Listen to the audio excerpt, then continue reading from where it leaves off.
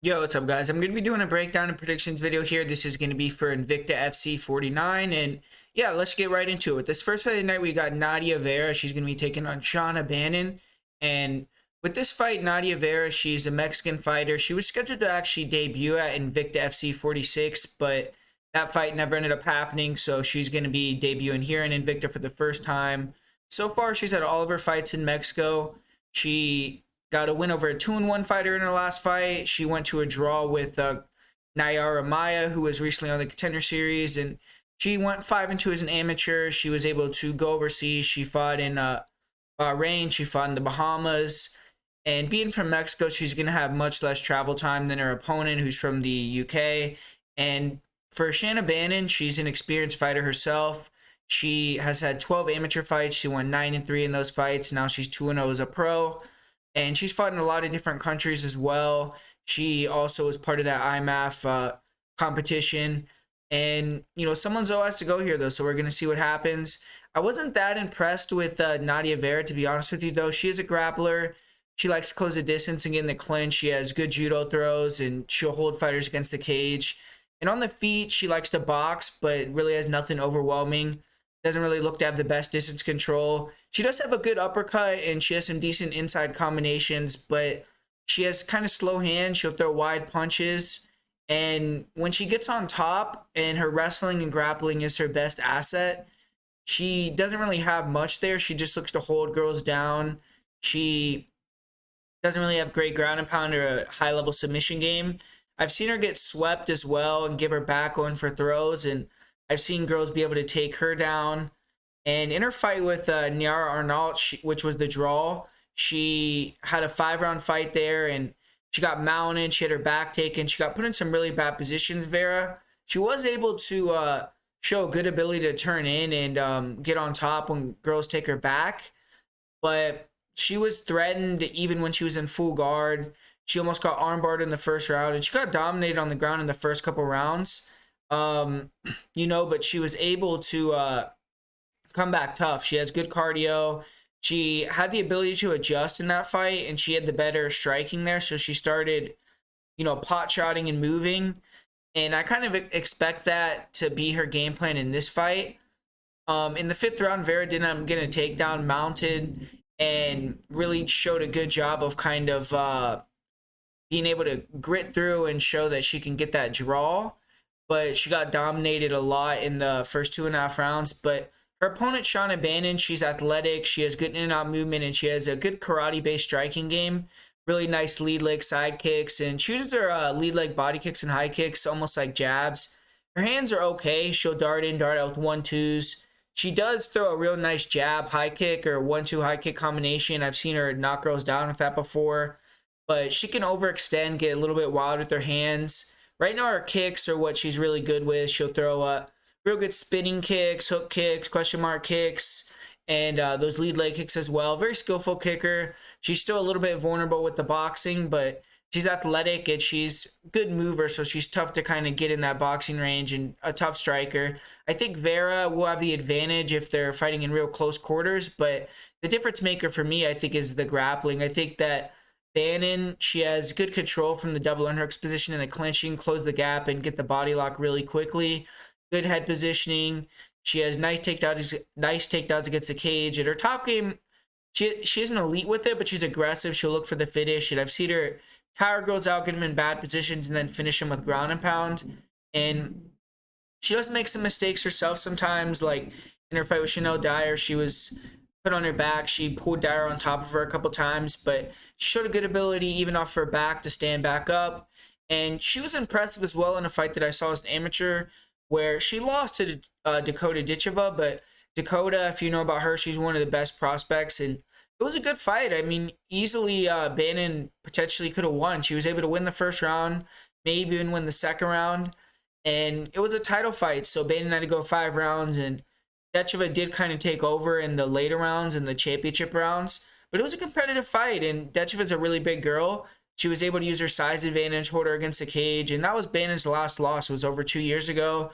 And I feel like Bannon should dominate this one. She's going to be able to be faster. I see her being able to get in, get out, and close that gap a lot quicker. Vera, she allows her opponents to push her back easily. And to me, with Bannon, that's going to be a negative. I think Bannon's going to be able to use that striking and get the clinch and be the superior grappler, stronger clinch fighter.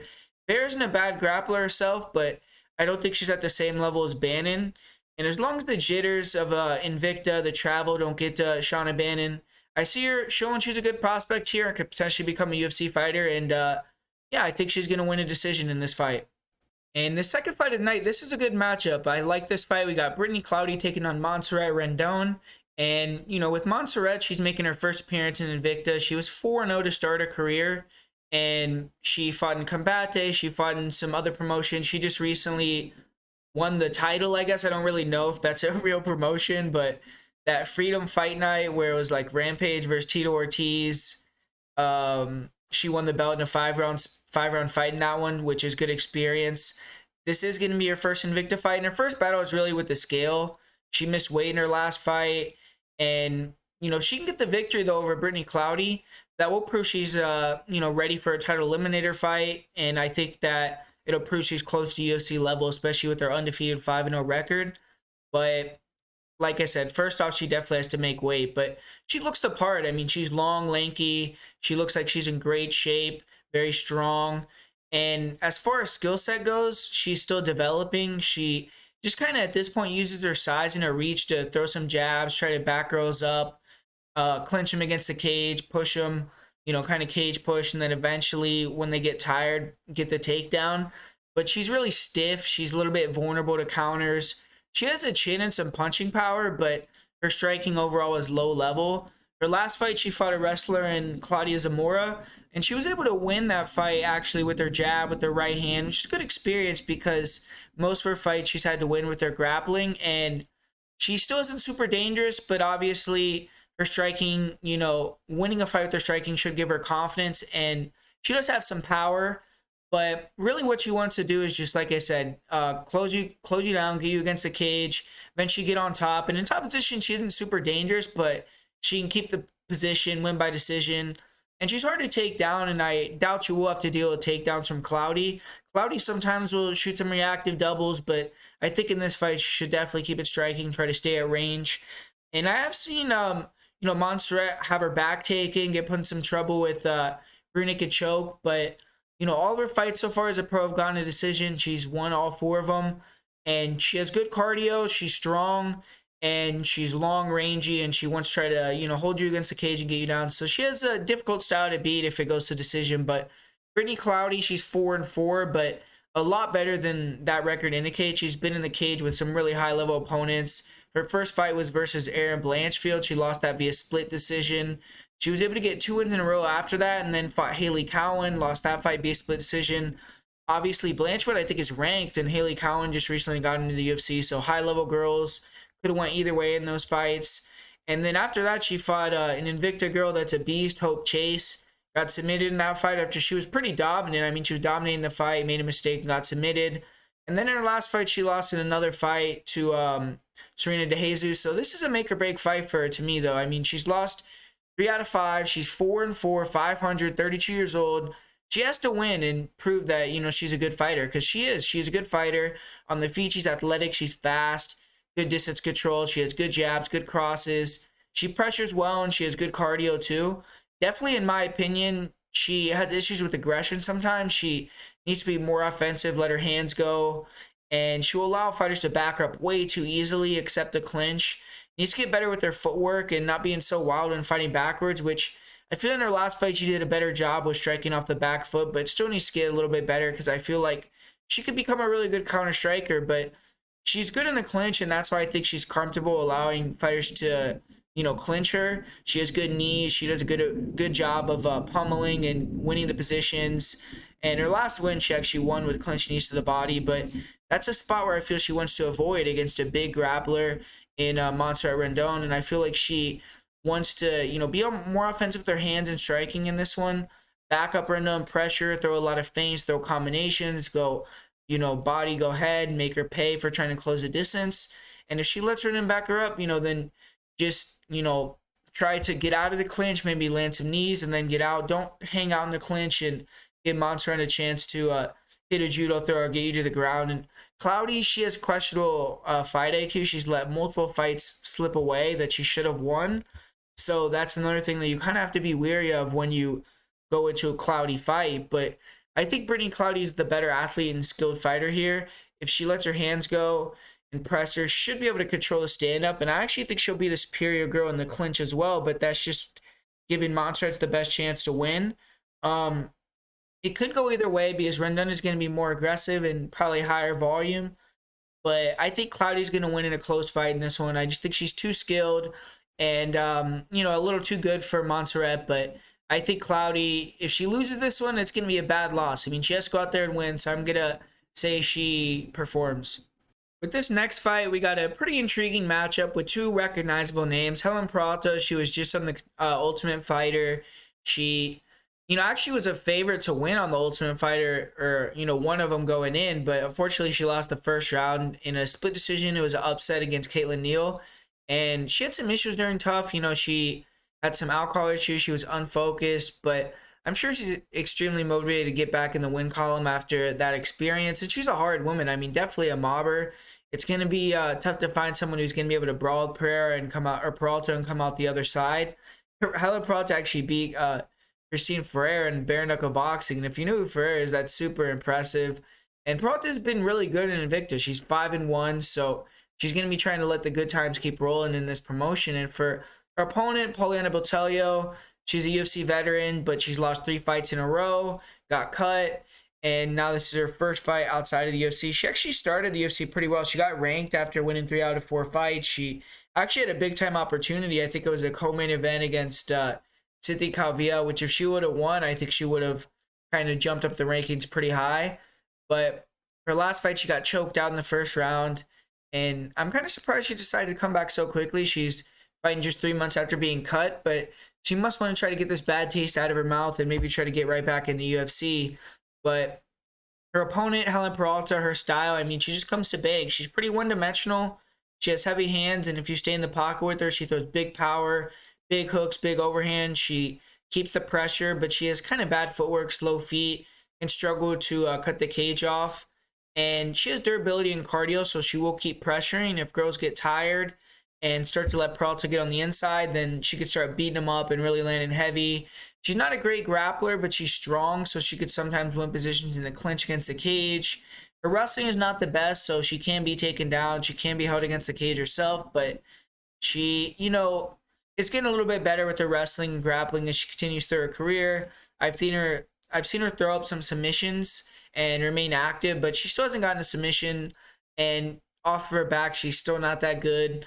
But Boutelli, she's a really big girl for the weight, and she's going to have a big size advantage. She's 5'8", Peralta's 5'1", and her striking is not that great. She likes to keep her long, throw kicks, but her hands are not that good, and she doesn't really set her kicks up that well. She can get countered and clipped, and against Peralta, you don't want to do that, but the reach advantage is going to give her, a big edge there, especially, or the height advantage more than the reach even. It's only a 2-inch reach advantage, but with the kicks, it's going to be even more. And I think Boutelli is going to be able to keep the range with some check hooks and, some kicks on the outside. And the more important thing I think she needs to do is use her size to grapple, get in the clinch, try to get the takedowns. And if she can get on top or get Peralta against the cage, I think she could stall out the position and win minutes there. So I think that's going to be, not really a fan-pleasing fight unless Boutelli gets tired and Peralta starts walking her down and making it more of a brawl. I think that Boutelli is probably going to be able to move around, throw some, minimal strikes, kicks, some check hooks, and avoid Peralta kind of slow feet and eventually time the clinch, get in the takedowns or control against the cage and get the win there. So I'm going to go with Boutelli by decision to get off the schneid there and get the win. In this next one, we got 2 more girls that just recently fought on the Ultimate Fighter with Caitlin Nell taking on Hannah Guy here. And both these girls, they did pretty good on the show. I mean, Hannah Guy actually was a short notice replacement, came in, had a pretty competitive fight. And Caitlin Nell, we just talked about her because she got that upset victory over Helen Peralta. And then she was able to have a pretty good performance as well in her next fight that she lost. But it's going to be a good one. I mean, I could definitely see either girl getting a call if they get a win here. And we'll see what happens. Hannah Guy, She lost to Brogan Walker, who obviously ended up going to the finals. Caitlin Neal, she lost to Juliana Miller, who ended up winning the show. So both these girls lost to the two best girls. But as far as their styles go, I mean, Caitlin Neal, she's a very long-rangey striker. She has good kicks. She'll switch stances, good footwork. She'll throw kicks with both legs and real good body attacks, front round kicks. She'll go up to the head with kicks as well. She has okay boxing, decent jab, good check hook, good pull two. She's gotten a lot better with her distance control, her defense, and she still does float her chin at times, but she's durable, and she's proven that she could take shots off girls like Helen Peralta, so I don't really see Hannah Guy really posing much of a threat in terms of getting a knockout. But Neal did a really good job sticking and moving, using her range and speed against Peralta, being effective in the striking realm. And she has potential, in my opinion. If she could put it all together, she's athletic, she's long, she's improving, well-rounded, and she's leveled up her grappling and wrestling skills. She has gotten better with her clinch work. She does a good job with her head position in the clinch. She has good ability to pummel, get underhooks, and control the position well. She's physically strong, and you could tell she could wear a lot of girls out in that position with knees to the body, leaning on them with their weight. And she can hit clinch takedowns. And on top, she's more of a control fighter, but she has a pretty good guillotine. That's really her only submission threat I've seen. Takedown defense has improved, and she's starting to make fighters pay for taking her down, big clinch knees. She's also gotten better with her get-ups, even though she still can't expose her back at times, and I think if she gets taken down by Hannah Guy, it could be trouble. But Neal is calm. She's good at eventually, staying safe and turning in or ending the round in a bad position and just kind of losing that round and getting into the next one. She did a good job in round one to fending off the grappling attack of Juliana Miller, but Juliana Miller, as everyone knows, is just tenacious. And the second round, her relentlessness kind of started to get to Caitlin Neal, and she ended up getting submitted with the Kimura. Hannah Guy is a relentless grappler as well. She's not on the same level as Miller, but it's a good test for Neal, and it's a good fight to kind of bounce back and show that you could beat this type of style. And Neal comes into fights in really good shape. She has good cardio, so that's something you don't have to worry about. But she says to prove that she can't get grinded on and get taken down in this one. And Hannah Guy, she's a younger girl. She's a girl that is really tenacious at this point. She's a pressure fighter, but has more rudimentary striking. She has good grappling. She has a good counter right hand, but nothing really outside of that. She'll feint the level changes and then come up with the right hand, but doesn't really move her head. Sometimes she'll flurry with kind of weak punches to close the distance, but they're not really there to land. And she doesn't throw a lot of feint. She comes forward on straight lines. Very hittable girl, but she's durable. She is very tough as well. She got dropped multiple times against Brogan Walker and was still winning the fight at the end of it. And she's a good grappler. She doesn't have the greatest wrestling, but she'll shoot in and pull guard, and she's just tenacious. She'll shoot enough takedowns until you get tired and eventually get taken down. And she has good control on top, pretty strong submission game. She likes to get the back, and that's going to be something that Caitlin Neal is going to be very aware of, or has to be very aware of in this matchup, because Hannah Guy knows, if I can get the back, I can close the show, and I've seen my opponent give her back many times before. So Caitlin Neal has to, respect that and know that, don't give your back, because you're probably going to lose that round and get finished if you do.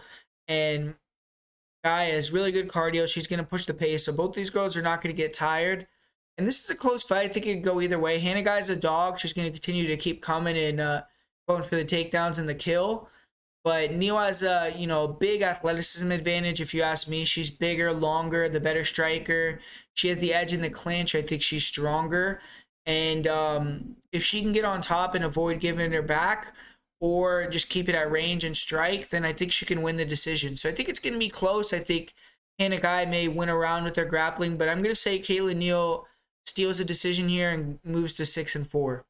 And with this next matchup, we have a pretty good fight here with Liz Tracy taking on Tina Black, Velasco Machado.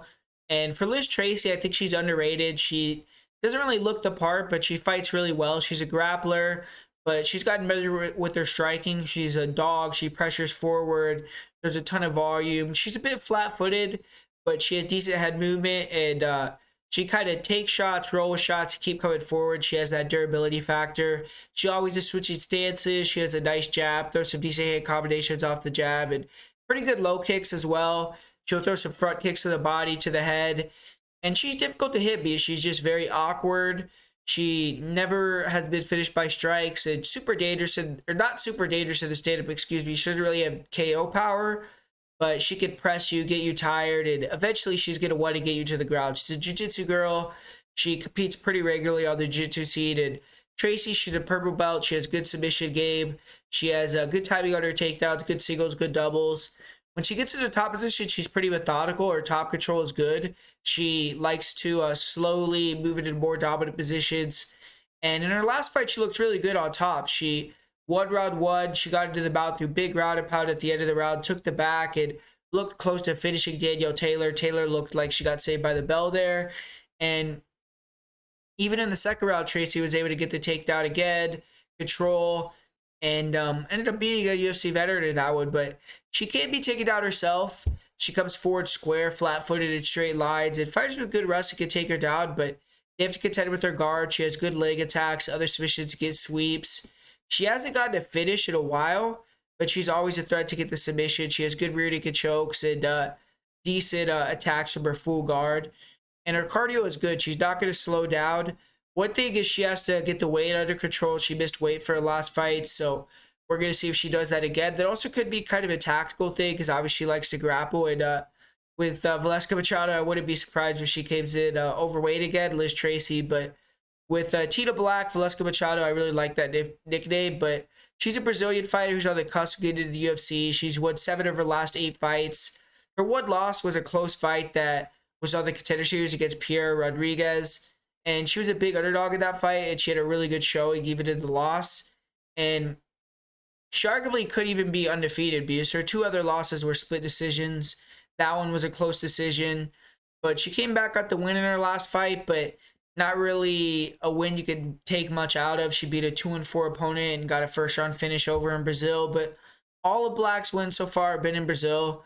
She's 0-1 in the U.S., so it's going to be something that she has to work on. But she's not going to have to deal with travel or anything like that. She's been training at Team Alpha Male, so she should be in great shape, and that's a really good camp to get her ready for what Liz Tracy's going to want to do.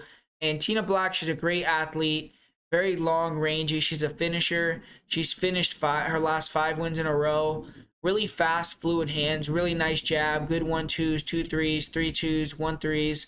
She has nasty uppercuts, good uppercut to check hook combos, pretty good front kicks, round kicks. She has good footwork, really good lateral movement. She'll pull fighters into her strikes, and she's going to have a big reach advantage in, or she's not going to have the reach advantage. She's going to have the height advantage, and she's going to have a huge speed advantage. And she throws a lot of volume. She's very aggressive. Defensively, she does float her chin a little bit. She'll leave her head on center line, but her speed, her ability to counter, her reflexes make girls hesitant to exchange. And she has to be ready in this fight for a durable girl in Liz Tracy that's going to maybe, be willing to pressure forward and take a lot of damage. But Machado is good in the clinch too. She has really nice knees control there. She also has good reactive double legs, so I wouldn't be surprised if she even gets a takedown in this one. But I wouldn't look to grapple or wrestle if I was Machado unless the pressures really get into you, which I don't think it will. But Machado's takedown defense is pretty good, especially against the cage. And she's been in the corner and trained for a long time with another girl, Vera Jandiroba. And I think Jandiroba is kind of a superior version of Liz Tracy. She's bigger, and she's also a higher level jiu-jitsu acumen. I think probably better striking. And I've seen Machado taken on briefly in a couple of fights, but her get-ups are good. She has really good balance, and you could tell. I mean, she's going to be hard to hold down on the mat if you don't just initially really cement position, because she's very athletic.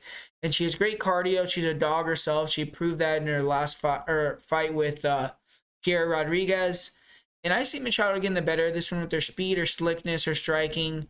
She could spend some time in the clinch against the cage or even get taken down, but I think she's going to do the majority of the damage, and I feel like she's going to avoid the majority of the grappling situations and maybe even get the better of a couple of them. So I feel like Velasco Machado is going to get the job done in this one, and I'm going to go with her as the pick here to win by decision.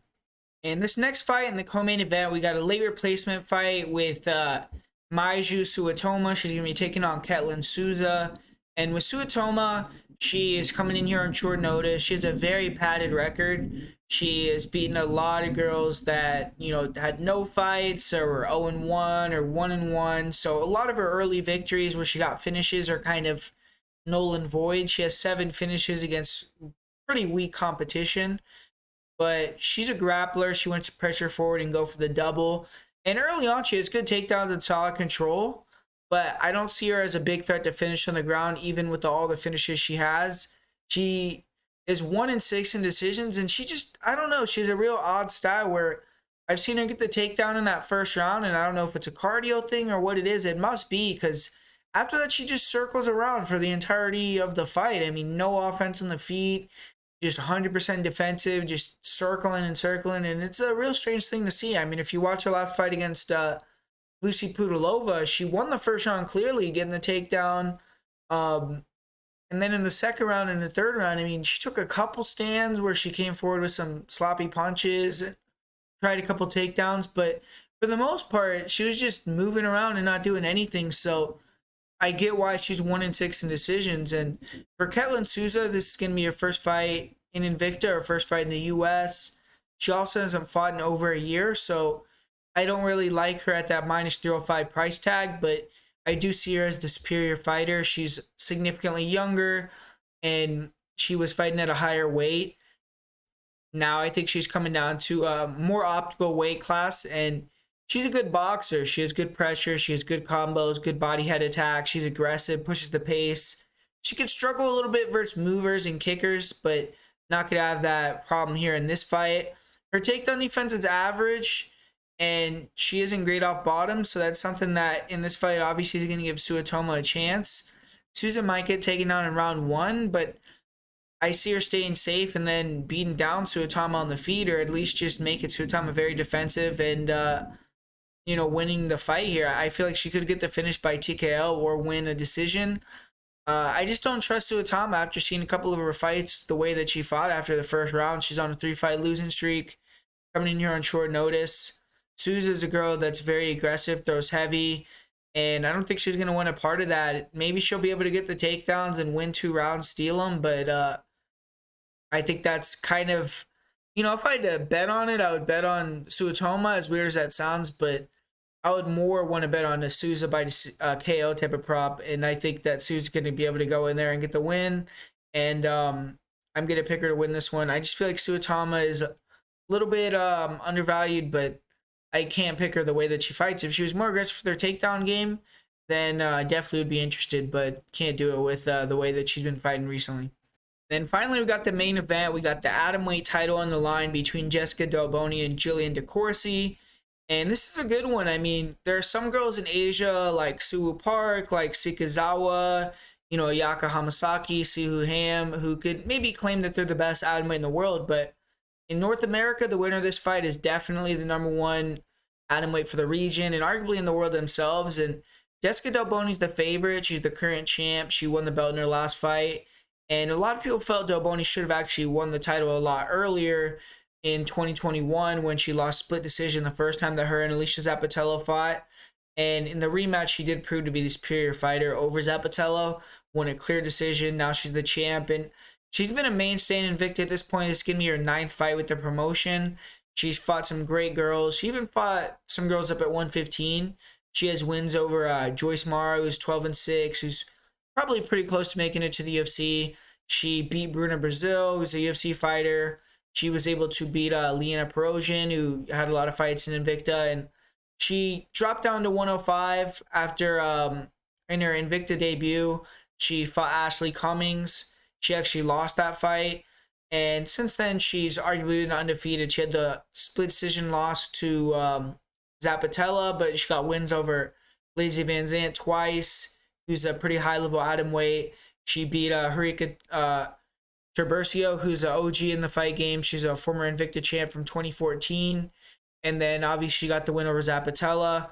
And I'm sure, Delboni's excited to fight someone not named Alicia Zappatella because they had a beef, and now she's a bigger favorite and getting a more respectful build-up against Jillian Decorsi.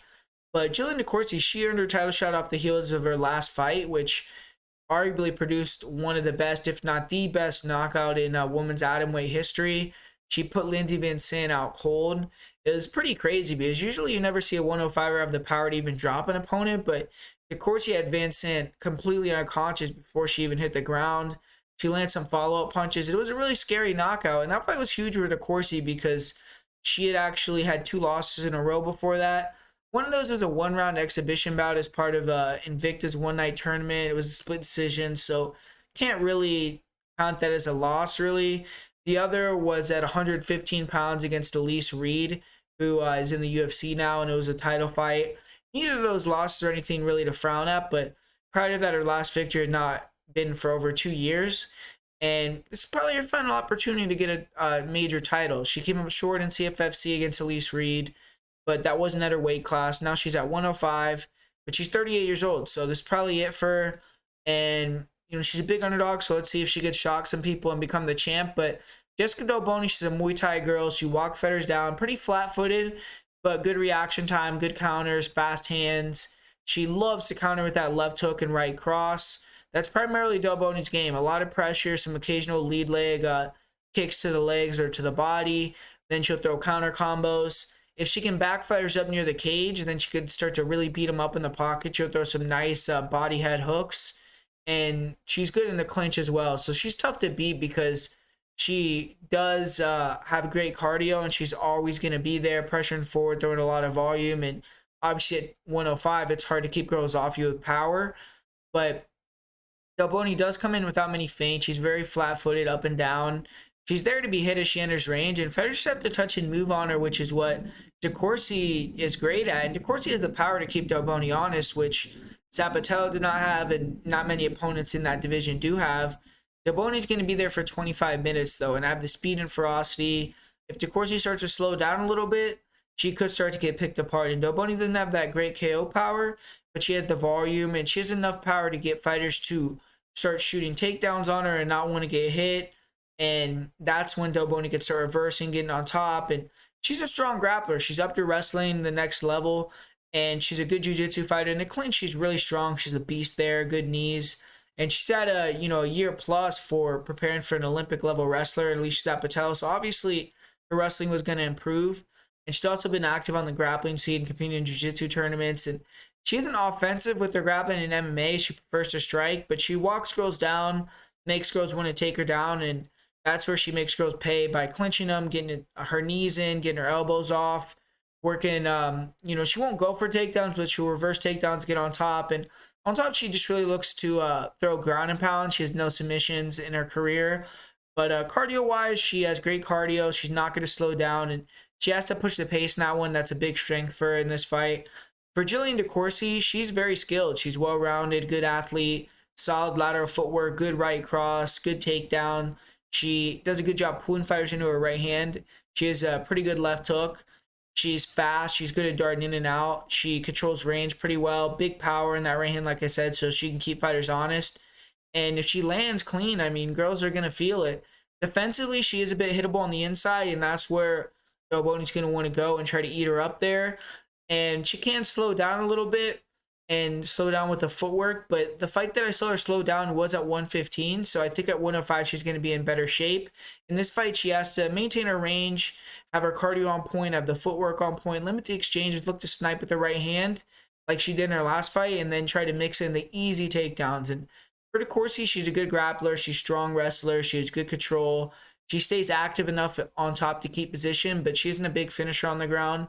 She is the better grappler in this fight, but she's really going to have to set her takedowns up well to take down Delboni, who's very hard to take down.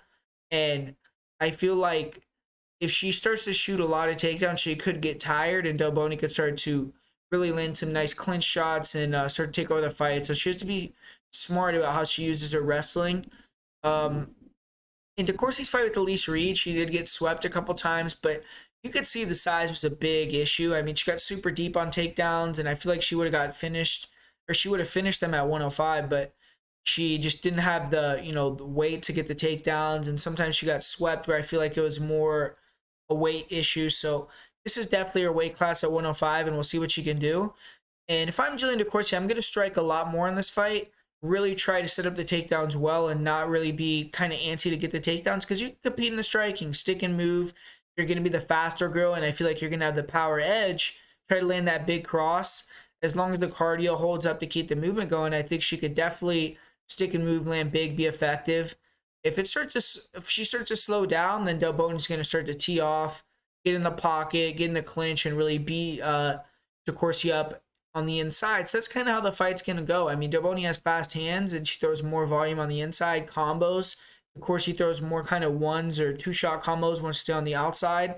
And I think the clinch is going to be Delboni's world, like I said, too. So Decorsi is going to want to stay on the outside, sniper, kind of snipe shots, and then try to time the takedowns when she can get them. And getting a takedown in 1 or 2 rounds could go a very long way for Decorsi winning this fight, because it'll help her maintain cardio, because I do think she'll be able to control for that round. And I feel like both girls could win this fight. I think both have advantages. I think that Decorsi's getting really underrated in this one. So just purely off the line, I'm going to go with Decorsi. I think she's the heavier puncher. She's faster, better mover, and wrestler. She needs to stick and move, sit down, throw some heat, get her respect, and if she can, time a couple of takedowns early.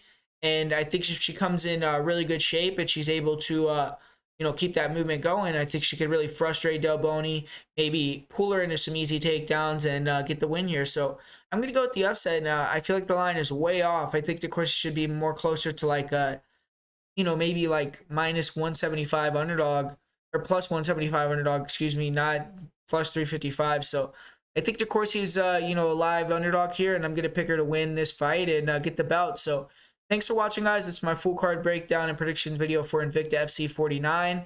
I do have 2 bets on the card for this fight card, so if you're interested in that, it's going to be over at Patreon at patreon.com/MMAPREDICTIONGURU. Really appreciate everyone that supports me over there. We're coming off another profitable weekend where we won about 1 unit. We did really well on Cage Warriors. Kind of struggled on Bellator, but we're kind of getting back in the groove again. We've almost at 100 units for the year, so that's awesome. I'm really excited about that. So been killing it really with the betting so far this year, and hoping to continue that until the end of the year. So thanks for watching this video, guys. Make sure to hit that like button if you liked it.